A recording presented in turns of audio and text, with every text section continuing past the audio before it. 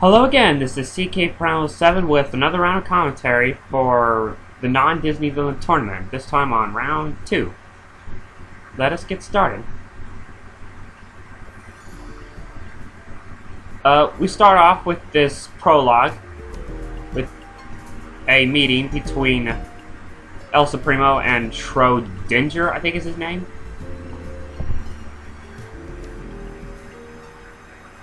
Yeah. So we have our first anime villain, I see.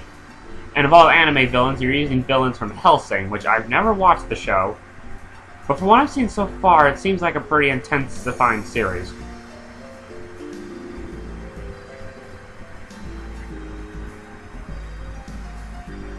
Not much else to say about here, because a lot of it was pretty much said by History Buff in his commentary.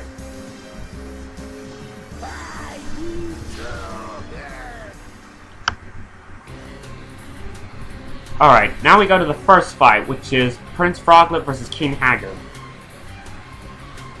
Yeah, like History Buff pointed out, the goblins, like Froglip, I don't care for that much, really. He's a total idiot and a moron and so many things. So I was actually hoping King Haggard would have won this fight. Because, I mean, for several reasons and all that, I mean, I just think he's kind of an awesome villain. And, like, he is voiced by Christopher Lee, who is better known for playing as some live-action villains, like Count Dooku from Star Wars and Saruman from Lord of the Rings. So I was actually hoping you could have given him a role. But even though the movie's from The Last Unicorn, I thought it was a pretty depressing film. I mean, it was an okay film, but it was still kind of depressing to me. So I was really surprised that Froglip actually won a fight for the first time. And now we have Jenner versus the Mouse King. Not a whole lot to say about this fight, other than it was well edited. And your use of sound bites were pretty good.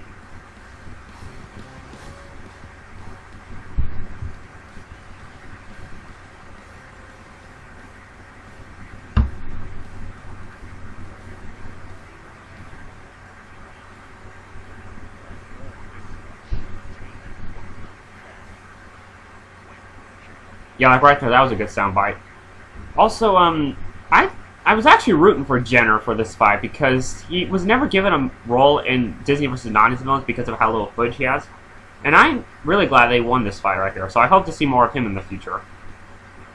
Now, this is an interesting fight right here. Claudandus versus General Woundwort. Basically, from what you explained, Mach is responsible for making these animals talk and making them intelligent. An interesting concept. So that way, we don't have like people and animals communicate with each other and all that. And even though, again, just like with Mach and with Sharptooth in Disney vs. non-Disney villain, this I kind of consider animal cruelty right here. What he's doing, getting these two to fight each other. Which, the thing is, it's a good idea, but in the movie Rock and Roll, Mach never does any science experiments with animals and all that. That's not his thing, really. I mean, he's basically a retired rock and roll super rocker is what he is, basically. If anyone has ever seen the movie Rock and Roll, you know. But yeah. And when I first heard you were doing this tournament, this was a fight I knew you would do for for obvious reasons, because, well, yeah, I mean, the thing, how do I put this?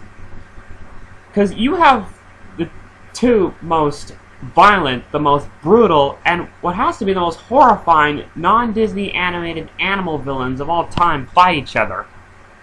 I mean, these two are pretty much alike in the fact they're both from really horrifying and violent animated films, but are good films, though. Don't get me wrong, they were actually both really good movies, and they're both based off of novels that were supposed to be pretty dark, sinister books, and are based on real-life events and all that. Like, right now, for my English class, it's my second year in high school right now. I mean, not high school, college. My second year in college. And for an English paper, I'm doing basically what I'm doing for my research paper in English, I'm doing basically an essay on animated films that are not meant for children's viewings, which I bet some of you people for these villain tournaments would think that'd be interesting, because, like History Buff pointed out, here in America, we like to think an animated film is meant for children, with some exceptions, like many of the Comedy Central shows like Simpsons, South Park, Family Guy, Futurama, Drawn Together, you know, all that stuff. Or, in the case of like the 70s, 80s animated films like Heavy Metal, Heavy Traffic, Coonskin, or Fritz the Cat, which are none of those are child-friendly. But in other parts of the world, like Europe and Asia, a lot of the animated films there tend to be pretty graphic or horrifying in many ways. Like Watership Down, for example, is written by a book made by Richard Adams. And basically, it's an allegory towards tyranny and freedom and many other things like that.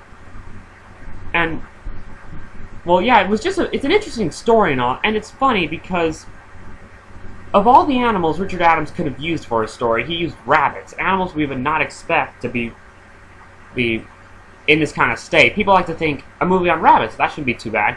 But when you watch this film, you're like, wow, this film is really intense and horrifying. And the same deal with Felidae, the movie that Claudiandus is from.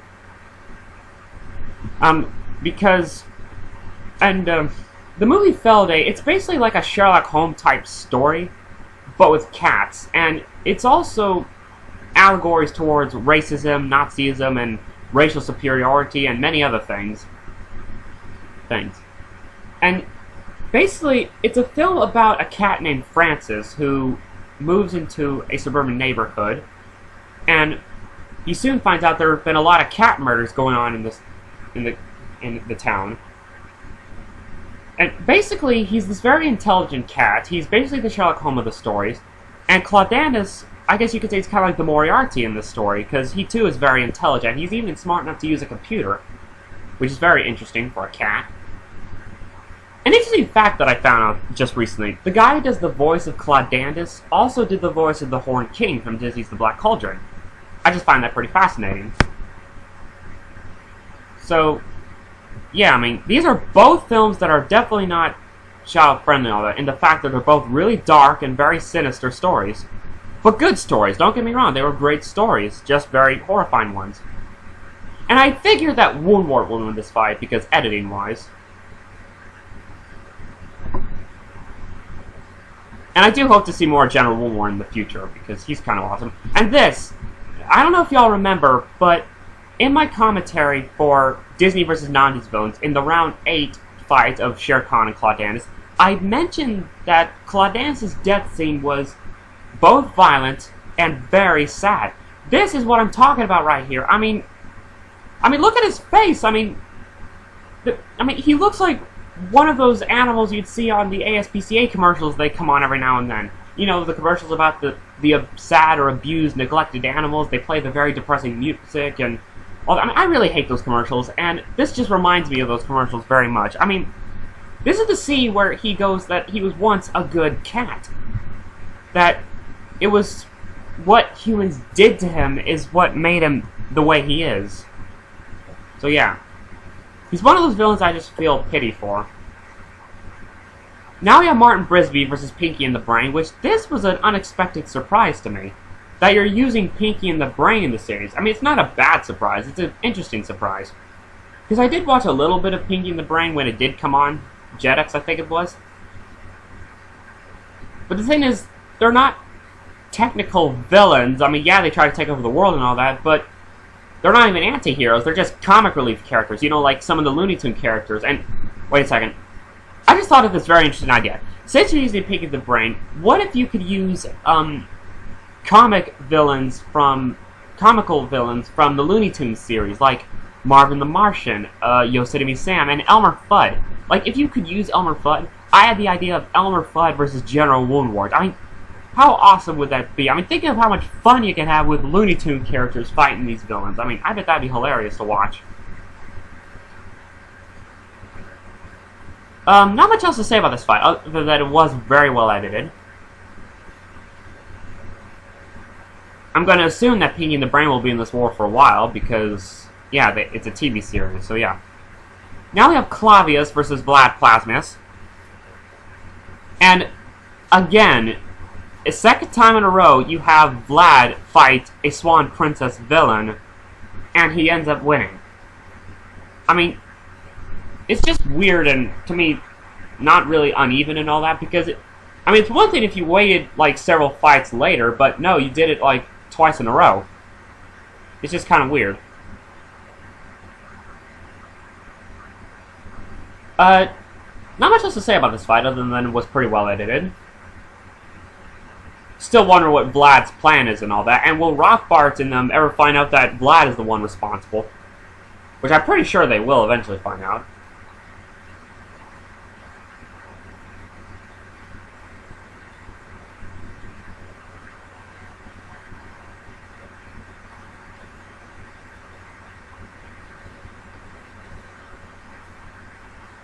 Yeah, I'm just kind of watching this right now. I just don't have much else to say. And of course, there goes the Forbidden Arts. And we see Knuckles trying to go out for some help.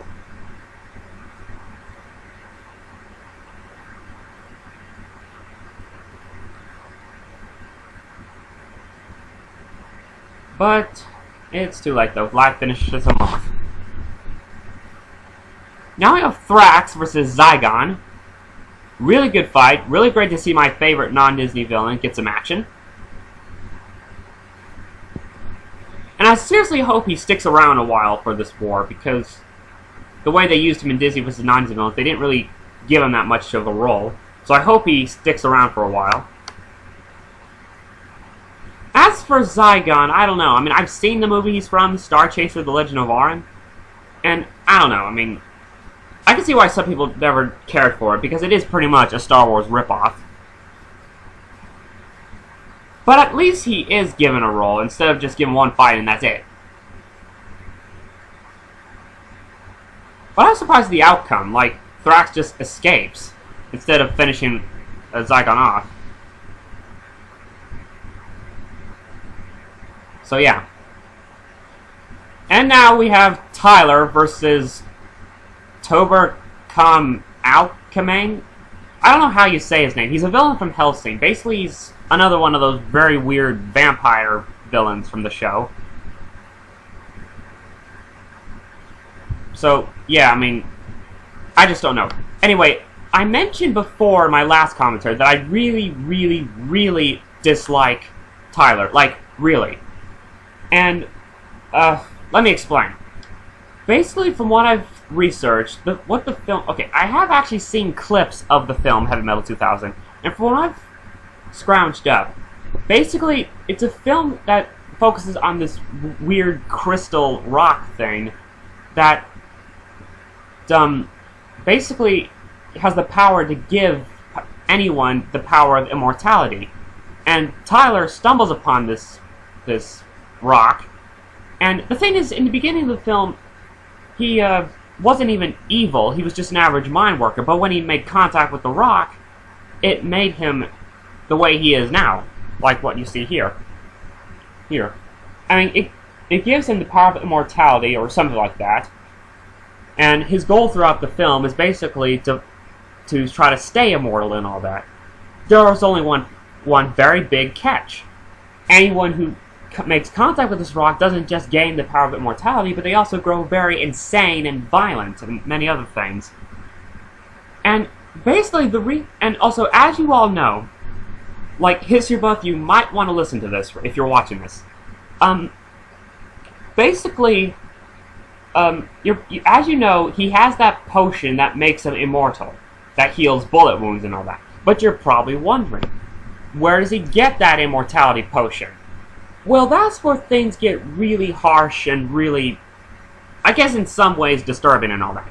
Basically, that potion came from a civilization of people that lived on this one certain planet.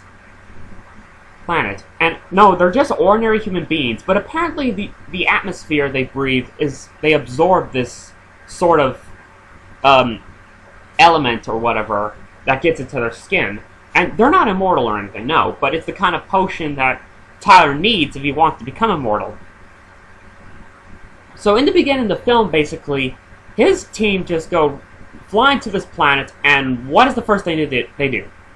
They start shooting pretty much everyone on the planet. Well, not everyone, but pretty much everyone. They pretty much cause a massacre on the planet. And, I mean, they pretty much kill everyone. Well, I mean, not everyone. I mean, 2 people survived, the main protagonist and her sister. But everyone else was pretty much killed. I mean, some of the ones that did survive, Tyler had captured and taken on a ship so they can experiment on them and gather up all this serum or whatever.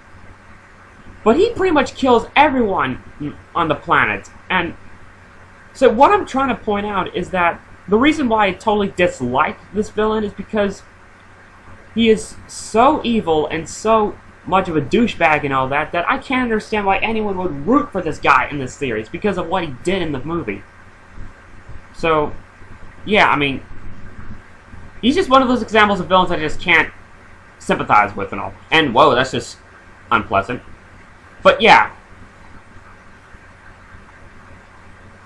You could say he's kind of like Ruber, almost, from Quest for Camelot. In the sense they're both violent, barbaric men, and they're both fierce warriors, they're both big and buff.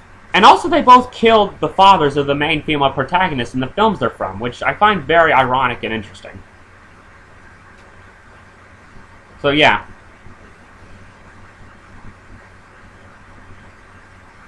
I mean, this was a very well-edited fight, don't get me wrong, it was very well-edited. And I'm guessing this guy from Hellsing uses cards as weapons, kind of like the Joker from Batman. In fact, I really confused him for the Joker. Oh, by the way, this fight, however, I had an issue.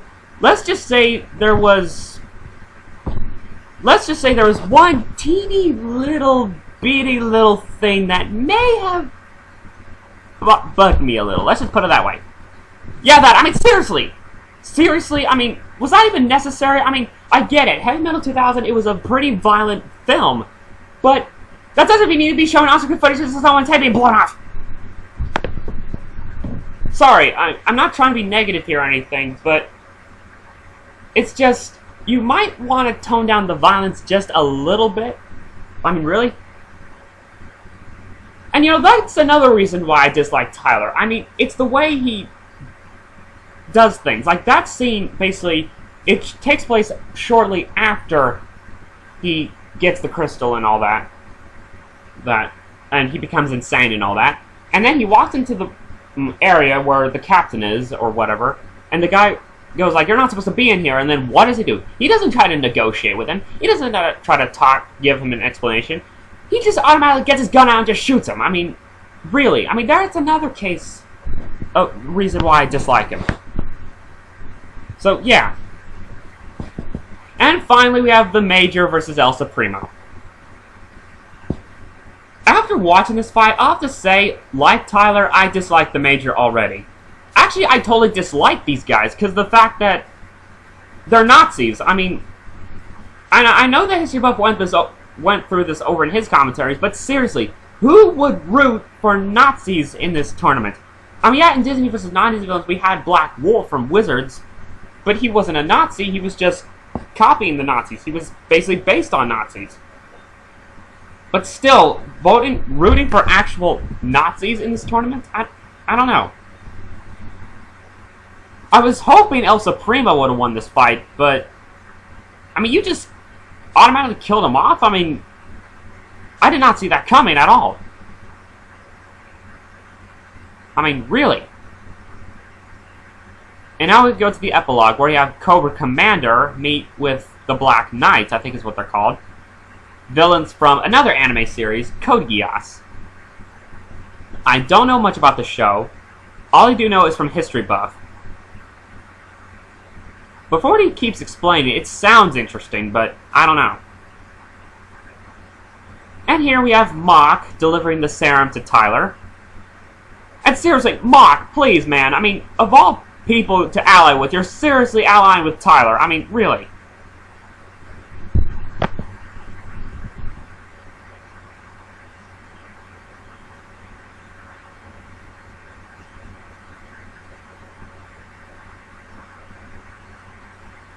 And here we have, like, a sort of a magic, dark magic alliance with the Grand Duke of Al's. I'm glad he's going to get a role in the series. And we have Dracula from Batman, even though I never watched Batman, but I've heard that's where he's from. And we have this guy, Sam Hain, I think is his name. I wasn't familiar with him at first, but people then explained that he's from the animated Ghostbusters series, which I never watched that series before. So yeah, I know nothing about this guy. And then, oh my gosh, I mean, seriously, I mean, really, I mean, you're seriously using this character, Nightmare Moon, I think is her name, from the My Little Pony series. I mean, it's very strange how you're doing this series, because, I mean, I know we've had this kind of thing in Disney vs. non-Disney villains, but in this series, you're really going through that level, because, I mean, you have a combination of villains from children television series and movies, like Nightmare Moon, from the Pony series. Then you have characters from movies that are family-friendly, like villains from Anastasia and Freddy as F-407 and The Thief and the Cobbler. And then you have villains from pretty graphic, violent movies and TV shows, like Heavy Metal 2000 and Hellsing. So yeah, I just find that pretty unusual and all. And here we have Valmont and Vlad Plasmius allying with each other, I guess. And Messina finds Rasputin in Limbo and gives him back his reliquary. I actually saw that coming, but I didn't expect these two to be allies.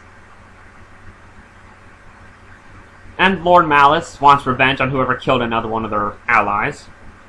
But Rothbard is just patient and calm about it. And we get more Nazis, unfortunately. I mean, seriously.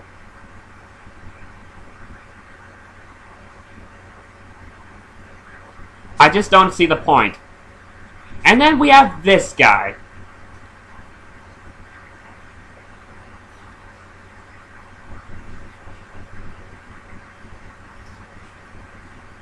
Yep, it's time we saw Amon in the series, which I know he's from The Legend of Korra, which, to tell you the truth, I never even saw that show.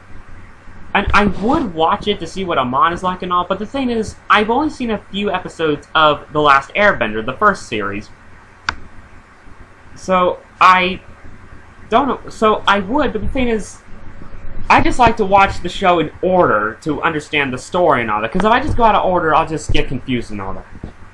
So, if I get a chance to finish watching The Last Airbender, you know, if I ever find it online or anything like that, then I might watch The Legend of Korra to see what it's like. So yeah, this was my commentary on on the non-Disney Villain Tournament Round 2, and I will eventually bring up the next round.